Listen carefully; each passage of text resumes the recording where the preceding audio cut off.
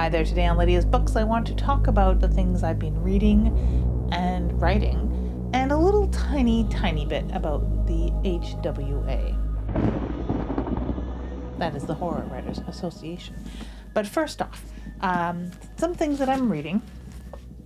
I had read The Roots Run Deep by C.M. Forrest. Really enjoyed this one. You may recall this was from the Backwards Bookshelf, which I'll pick another book from that today. This book is a collection of short stories by Canadian author Christian Leforest, and that's C.M. Forrest. I had said that I wanted to read every book that I picked up at DreadCon last year before coming back to DreadCon this year. So yeah, this was one of those, and I really enjoyed it quite a lot. It comes out from Erie River Publishing, and Michelle at Erie River is who heads DreadCon, and it's now in its third year, so I'm pretty excited to attend again. And I really liked this. Now, the stories run the gamut from sort of sci-fi to traditional horror. They're all very modern horror at that. There is the one sci-fi story, Transmissions, which I really liked. It's told in the form of logs from a ship that is orbiting Earth. And yeah, I really like that. I think that if you like sci-fi horror, picking this up for that story alone is really worth it. Now, C.M. Forrest and Marcus Hawk, two Canadian authors I really like, are working in a collaboration right now. I don't know really what the shape of that will be. I haven't looked at, the ARC offerings or anything like that yet, but just on those two names alone, I'm quite excited. So yeah, looking forward to that. Really love this cover art too, so highly recommend. And in more red book news, I've been reading Between Two Fires. I'm about halfway through, and it's a roughie. I mean, maybe I didn't expect it because it is so popular, but it does start out with a bit of rough nature. It is, the 1300s and the Black Plague, and people are getting killed everywhere and dying everywhere, and it's not a nice place for women or children to be. It's really rough, and I'm really liking it. There's a little bit of supernatural forces going on as well, which I really enjoy.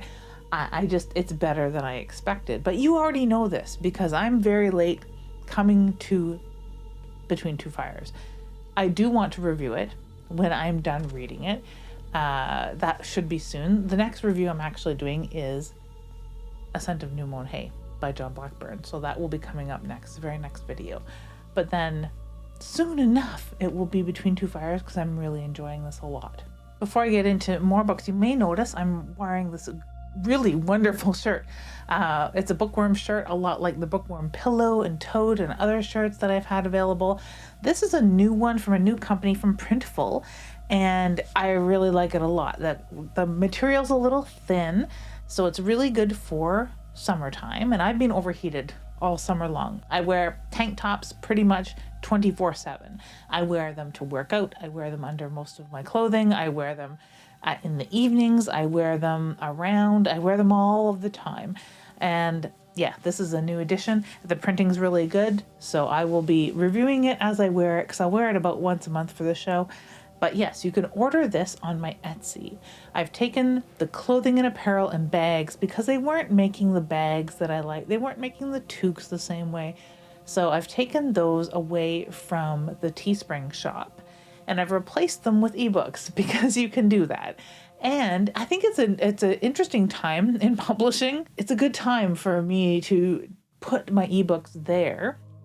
And we'll see how it goes. If you've been interested in having ebooks but don't support Amazon or don't have a Kobo, then you can now purchase them off Teespring, which will be below every video where the shirts and toques and totes used to be. It's a shame about the totes because they stopped producing the black totes, which is all I really wanted to offer.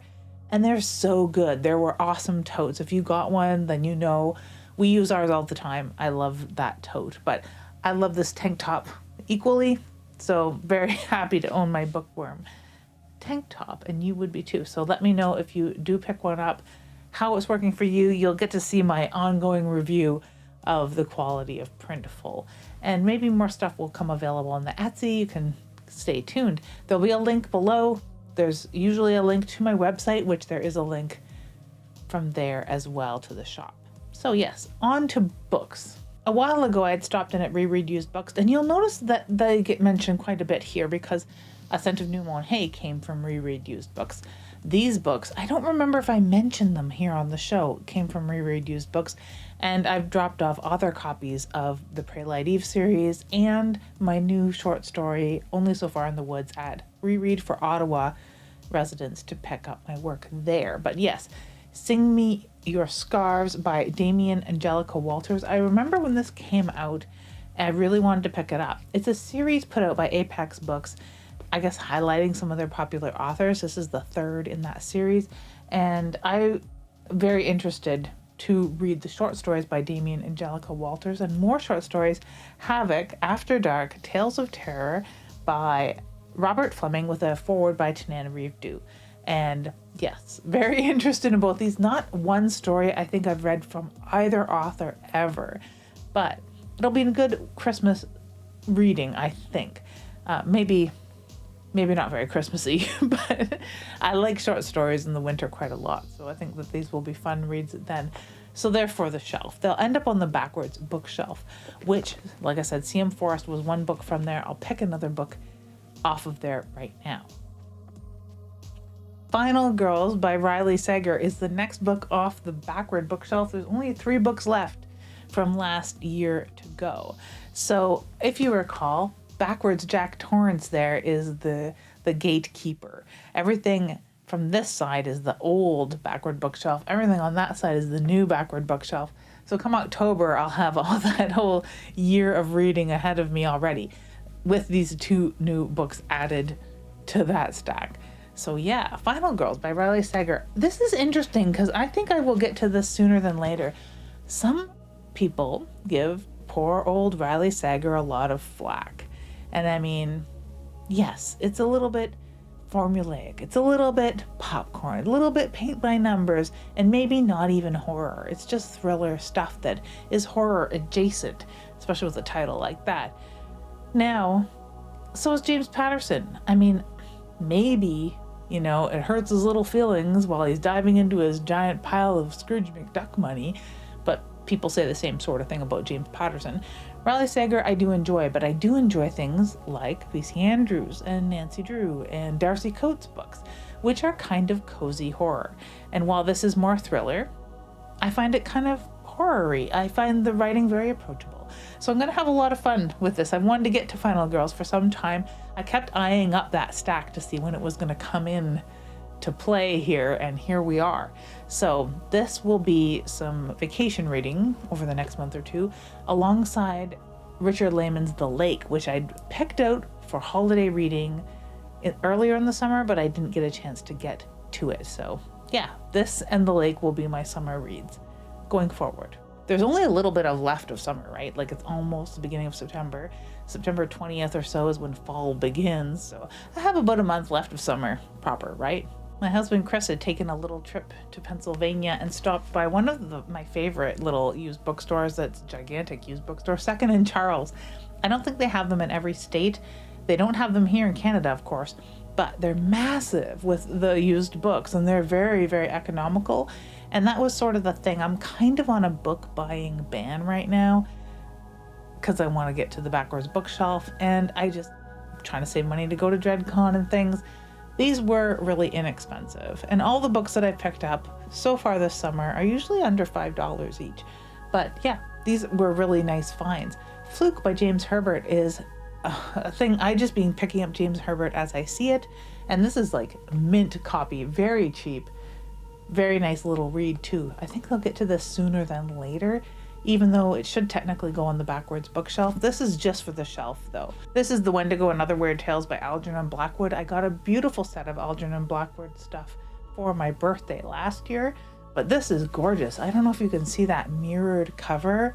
It's just so wonderful looking that we have to have this on our shelves, right? So this will probably go upstairs with a lot of the other classics, and yeah, just gorgeous book for us to have. Now, when I say that I picked up things that are inexpensive, it's mostly because I can't say no to books, and I could not say no to this Swan Song, Robert McCammon. Now, this particular book was the subject of a video.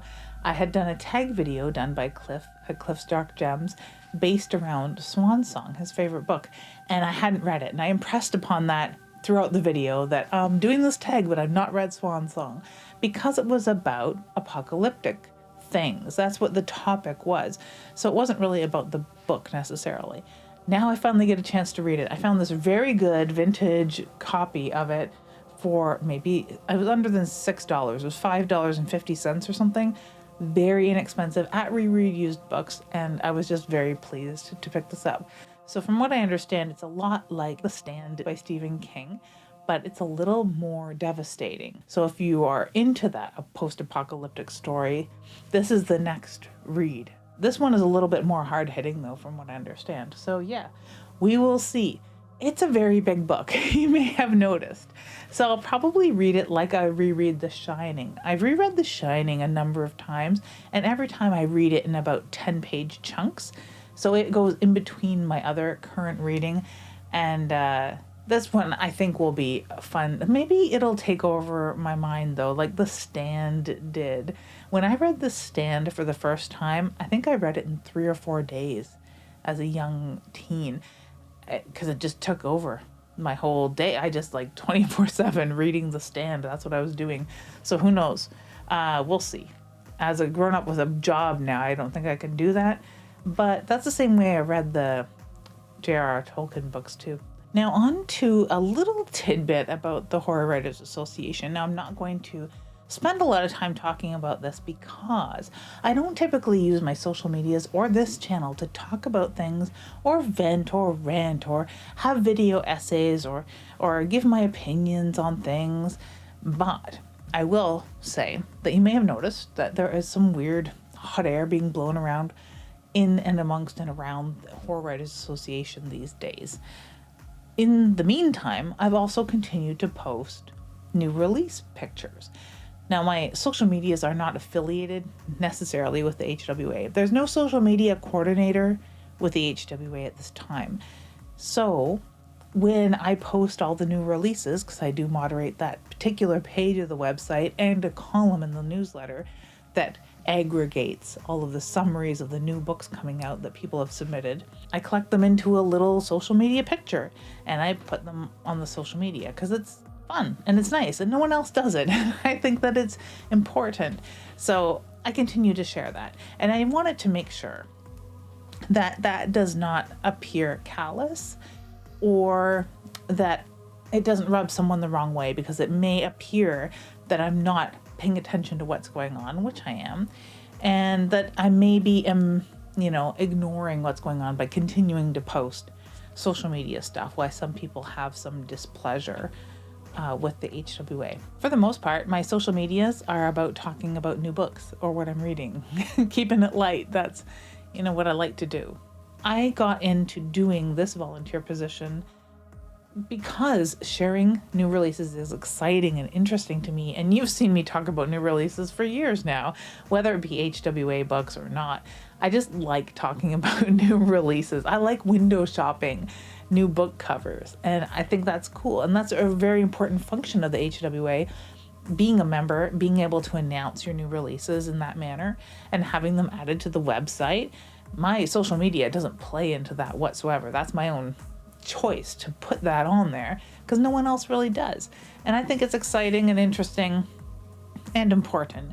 So I'm going to continue to do that. I don't think it's really rubbed anyone the wrong way, but I don't know, maybe it helps. Maybe it's a little bastion of sanity in amongst all this, that yes, new books are still coming out. Debut authors still exist.